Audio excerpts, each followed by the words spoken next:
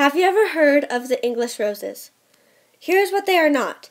A box of chocolates, a football team, flowers growing in the garden. What they are is this: 4 little girls named Nicole, Amy, Charlotte, and Grace. Here are some things you should know about them. They go to the same school and live in the same neighborhood. They play the same games, read the same books, and like the same boys. They have picnics in the summer and ice skating parties in the winter. They are practically glued to each other at the hip. Most of all, they love to dance. It all sounds so perfectly fun and nice, and in many ways it is, but there was only one problem. They were all a little bit jealous of another girl in the neighborhood. Her name was Bina, and here are some things you should know about her. She was very, very beautiful. She had long, silky hair and a skin like milk and honey. She was an excellent student and was very good at sports. She was always kind to people. She was special. But she was sad, because even though she was the most beautiful girl anyone had ever seen, she was also very lonely. She had no friends, and everywhere she went, she was alone. By now, you're probably wondering, what's the big deal? If she was so nice, why didn't the English roses invite her over for a cup of tea? Listen, I already told you why. Because they were a little jealous. Well, maybe more than a little. Haven't you ever been green with envy or felt like you were about to explode if you didn't get what somebody else had? If you say no, you're telling a big fat fib, and I'm going to tell your mother. Now stop interrupting me. You see, the English roses wanted to be friendly, and they knew that Bina was lonely, but they could not bring themselves to be nice to her, because everywhere they went, this is what they heard.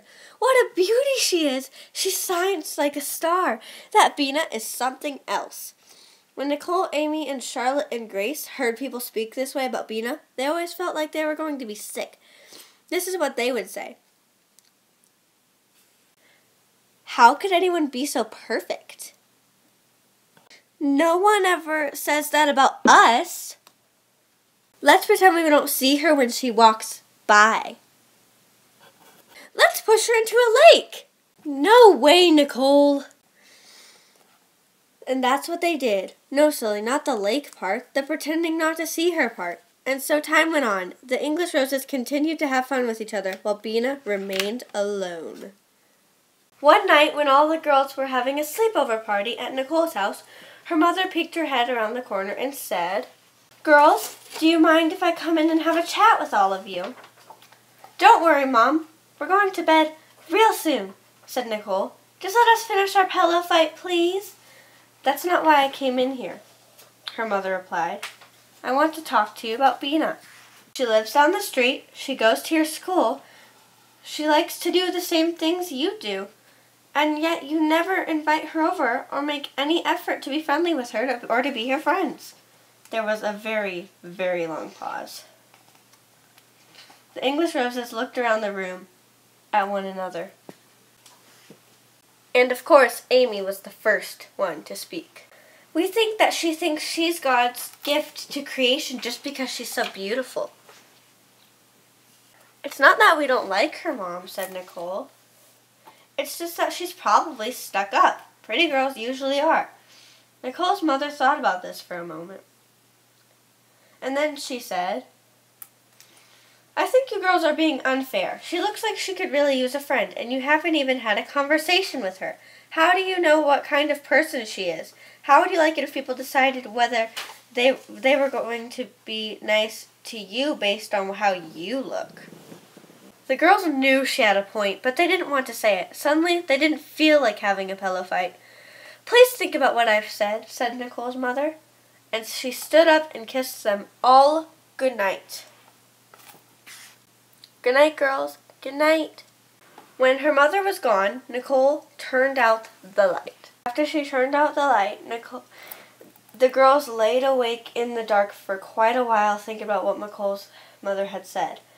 No one said a word, and eventually they got in bed and fell asleep. But unfortunately, Charlotte had to sleep in the chair instead. As they were sleeping soundly, they each had the exact same dream. Here's what they dreamt. All 4 of them were having a picnic in the park. complaining, as usual, about how beautiful Bina was, how she got too much attention, and how unfair it was for them. But when suddenly a fairy godmother appeared, she was short and plump and very jolly looking. The girls sat and stared with their mouths open, because they had never seen a fairy godmother before. "Ahem," said the fairy godmother, clearing her throat.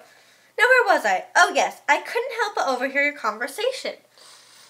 And it sounds like you are all quite dissatisfied with who you are, which makes me very, very, very unhappy. And I would like to offer you the opportunity to be, I don't know, someone else." "What do you mean?" asked Charlotte. "What I mean," replied the fairy, "and please do not disturb me while I'm speaking. And if you are so jealous of Bina, then by all means you should become someone else. In fact, perhaps one of you would even like to trade places with Bina." "Oh, that's silly. How can we possibly be someone else?" interrupted Grace. "Well, if you just let me finish," harumphed the fairy. "When I sprinkle my magic dust over you, you can be whoever you'd like to be. But first, you might want to fly over to Bina's house with me and spend some time with her, just to make sure that her life is to your liking, or anyone else's for that matter." The girls all gulped and nodded, and finally Nicole said, But she'll see us looking through the window, and she'll think we're burglars or something." "Yes, she might call the police," added Amy. "Oh, nonsense," scoffed the fairy, nibbling on Charlotte's chocolate chip cookie. "When I sprinkle you with magic fairy dust, you'll be invisible and you can go wherever you want to go, and no one will even see you." "Well, don't just sit there stuffing your faces," tutted the fairy, stuffing her face. "My time is very valuable." The girls leaned forward and whispered quietly for a moment.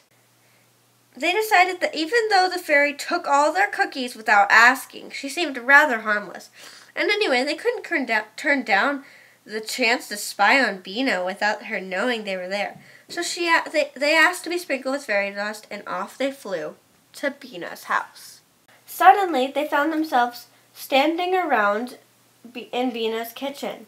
And there on her hands and knees was Bina, scrubbing all of the dishes. Sweat was dripping from her forehead, and she looked so very tired. All at once, her mother came into the room and said, "It's getting late, Bina. It's getting late, Bina. When you're finished scrubbing the dishes, I think you should start cooking dinner. I'm going upstairs to get our beds ready for bed." Bina smiled and said, "Okay, Mama." Then she was gone. Bina proceeded to do a multiple of tasks. When she finished cleaning the dishes, she peeled potatoes, she chopped onions, she set the table, she scaled the fish, she washed and ironed the clothes, and finally she emptied the trash. The English roses couldn't believe their eyes. They had never seen her work so hard in their lives. "She reminds me of Cinderella," said Amy. "She looks like she hasn't combed her hair in weeks." "In a week?" remarked Charlotte. "Where is her dad?" said Nicole. "She doesn't have a dad," replied the fairy godmother from above in the air. "She lives alone with her mother, and she works all day. So when she comes home from school, she has to clean the house and wash the clothes and cook the dinner." "You mean she does it all by herself?" asked Grace. "Yes, you ninnies," answered the fairy. "I just said she lives alone with her mother." "Well, what happened to her father?" asked Nicole. "He died a very long time ago. Poor thing," sighed the fairy. "And as you know, Bina has no friends, and she spends all her time on her own. Well, come on, girls. Would you like to see what her bedroom looks like?" The English roses all stood up to go, but they felt bad about leaving Bina behind with so much work.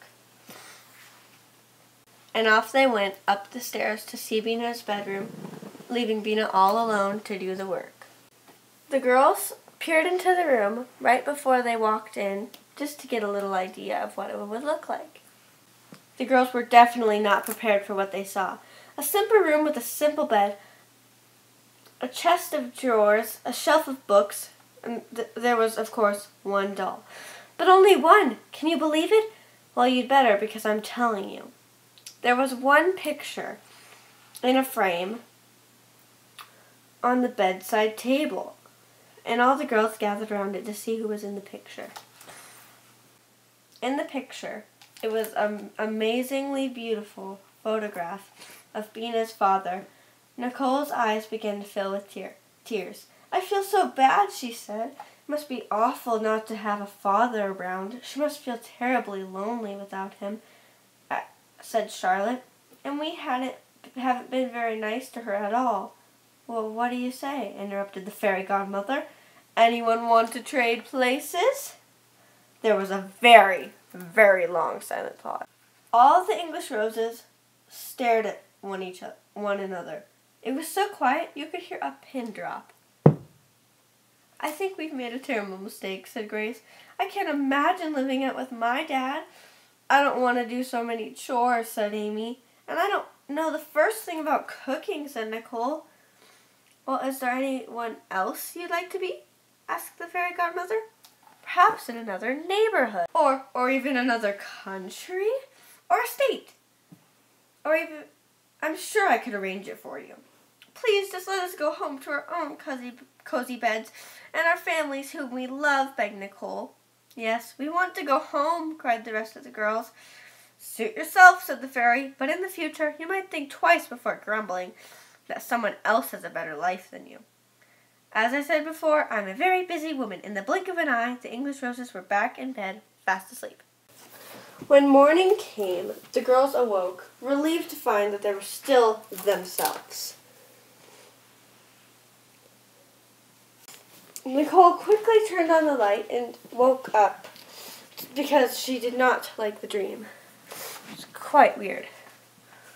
Once they all awoke from dreaming, they told one another about their dream, and they promised each other that from that day on they would be kinder to Bina and stop complaining about their own lives. And from that day on, the English roses invited Bina to a tea party, and then they started walking to school with her, and not long after that they were doing homework together. Bina even taught them how to bake an apple pie.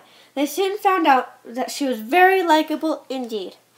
They grew to love her like a sister and often went to her house to help her with the chores.